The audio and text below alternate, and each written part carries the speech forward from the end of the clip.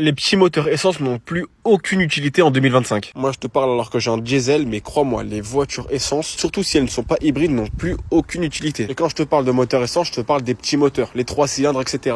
Évidemment, je te parle pas des grosses voitures. Déjà, à l'heure actuelle, dans l'automobile, il y a ce qu'on appelle un downsizing. En fait, tout simplement, c'est le fait que les moteurs deviennent de plus en plus petits. Et ça, c'est pour respecter toutes leurs normes européennes, etc. Donc, ça nous fait des moteurs plus petits avec des courroies plus petites, des turbos plus petits. Et évidemment, plus c'est petit, plus le moteur n'est pas fiable. En vrai, pas pour tous, mais de manière générale, plus un moteur est petit, plus c'est pas fiable. Après, évidemment, il y a quelques exceptions. Le 09 TCE, par exemple, ça c'est un moteur essence, 3 cylindres, et de manière générale, il est plutôt fiable. Après, niveau consommation, un petit moteur essence consomme beaucoup pour ce que c'est. Quand tu vois que certains moteurs ont 100 chevaux, 105 chevaux, 110 chevaux, et sont à 7, voire 8 litres au 100, et ben l'essence n'a plus aucun intérêt. Et même en 2025, acheter un moteur essence décotera beaucoup plus vite qu'acheter un moteur diesel. L'époque des 2 litres, etc., c'est fini. Maintenant, on est à des tout petits moteurs. Donc honnêtement, je préfère quand même continuer sur des 1,5 litre DCI, etc., plutôt que de passer à de l'essence sans hybridation avec des 1,3 litre TCE, etc. Ça n'a plus aucun intérêt. Parce que, ok, un RS6 en essence, c'est super.